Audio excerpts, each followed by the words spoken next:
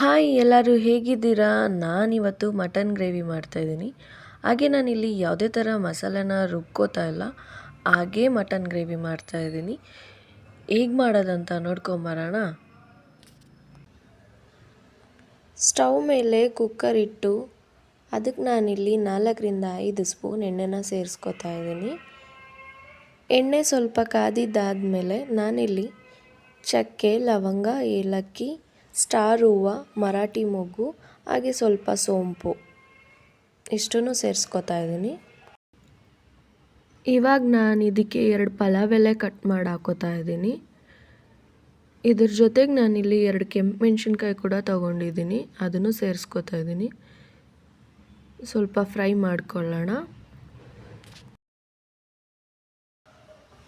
ಇವಾಗ ನಾನಿಲ್ಲಿ ಹಸಿಮೆಣ್ಸಿನ್ಕಾಯಿ ಹಾಕೋತಾ ಇದ್ದೀನಿ. ನಾನಿಲ್ಲಿ ಒಂದು 6 ಹಸಿಮೆಣ್ಸಿನ್ಕಾಯಿ ತೊಗೊಂಡಿದ್ದೀನಿ.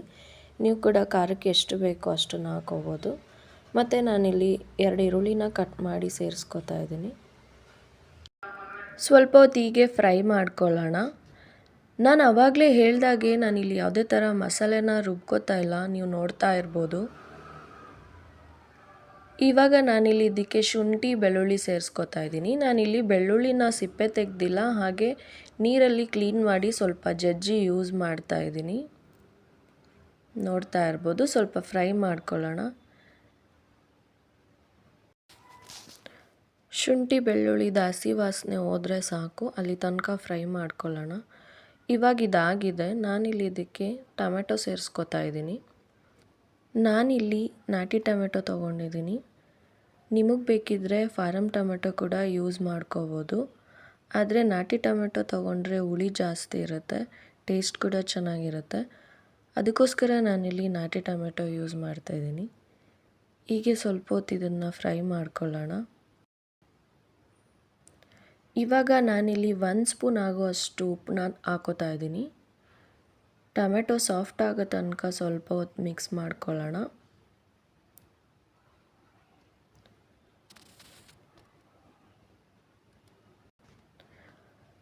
ಇಷ್ಟು ಫ್ರೈ ಆದರೆ ಸಾಕು. ಇದಕ್ಕೆ ನಾನಿವಾಗ ಉಪ್ಪು ಮತ್ತು ಅರಿಶಿನ ಹಾಕಿ ಚೆನ್ನಾಗಿ ಕ್ಲೀನ್ ಮಾಡಿ ಇಟ್ಕೊಂಡಿರೋ ಮಟನ್ನ ಸೇರಿಸ್ಕೊತೀನಿ. ಮಸಾಲೆ ಜೊತೆ ಮಟನ್ ಚೆನ್ನಾಗಿ ಮಿಕ್ಸ್ ಆಗೋ ತನಕ ಹೀಗೆ ಸ್ವಲ್ಪ ಹೊತ್ತು ಮಿಕ್ಸ್ ಮಾಡ್ಕೊಳ್ಳೋಣ.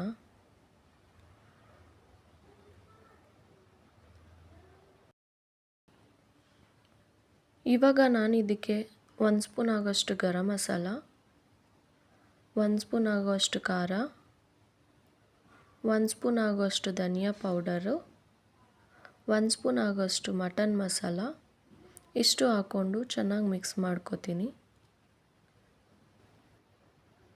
ಹಾಕಿರೋ ಎಲ್ಲ ಮಸಾಲೆದು ಹಸಿ ವಾಸನೆ ಹೋಗೋ ತನಕ ಹೀಗೆ ಸ್ವಲ್ಪ ಹೊತ್ತು ಫ್ರೈ ಮಾಡ್ಕೊಳ್ಳೋಣ. ಇದಿವಾಗ ಆಗಿದೆ. ಇವಾಗ ನಾನು ಇದಕ್ಕೆ ಸ್ವಲ್ಪ ಕೊತ್ತಂಬರಿ ಸೊಪ್ಪು ಹಾಗೆ ಸ್ವಲ್ಪ ಪುದೀನ ಸೊಪ್ಪು ಸೇರಿಸ್ಕೊತಾ ಇದ್ದೀನಿ. ಇದನ್ನು ಕೂಡ ಚೆನ್ನಾಗಿ ಮಿಕ್ಸ್ ಮಾಡಿಕೊಂಡು ಇದ್ರದ್ದು ಹಸಿ ವಾಸನೆ ಹೋಗೋ ತನಕ ಫ್ರೈ ಮಾಡ್ಕೊಳ್ಳೋಣ.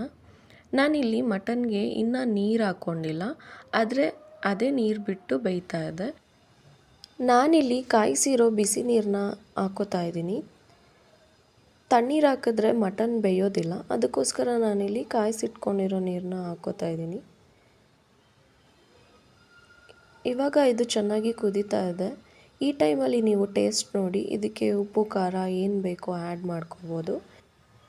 ಇವಾಗ ನಾನಿಲ್ಲಿ ಒಂದು ಅರ್ಧ ಆಗುವಷ್ಟು ನಿಂಬೆಹಣ್ಣನ್ನ ಹಿಂಡ್ಕೋತಾ ಇದ್ದೀನಿ.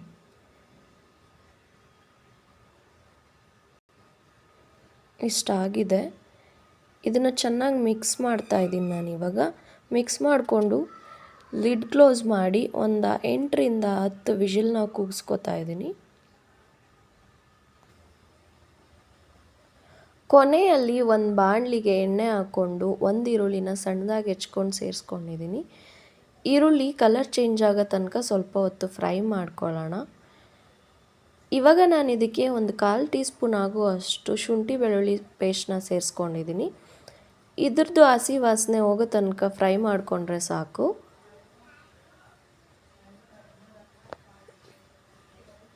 ಇವಾಗ ನಾನು ಇದಕ್ಕೆ ಆಗಲೇ ಬೇಯಿಸಿಟ್ಕೊಂಡಿರೋ ಮಟನ್ನ ಸೇರಿಸ್ಕೊತಾ ಇದ್ದೀನಿ. ಮಟನ್ ತುಂಬ ಚೆನ್ನಾಗಿ ಬೆಂದಿದೆ, ನೋಡ್ತಾ ಇರ್ಬೋದು ನೀವು. ಇದನ್ನು ಕೂಡ ಚೆನ್ನಾಗಿ ಮಿಕ್ಸ್ ಮಾಡ್ಕೋತೀನಿ.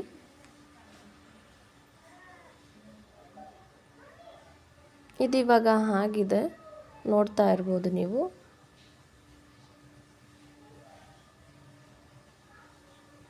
ಈ ಟೈಮಲ್ಲಿ ನಾನು ಇದಕ್ಕೆ ಕೊತ್ತಂಬರಿ ಸೊಪ್ಪನ್ನ ಸೇರಿಸ್ಕೊತಾ ಇದ್ದೀನಿ. ಚೆನ್ನಾಗಿ ಮಿಕ್ಸ್ ಮಾಡ್ಕೊಂಡಿದ್ದಾದಮೇಲೆ ಮಟನ್ ಗ್ರೇವಿ ಈ ಥರ ಬಂದಿದೆ, ನೋಡ್ತಾ ಇರ್ಬೋದು.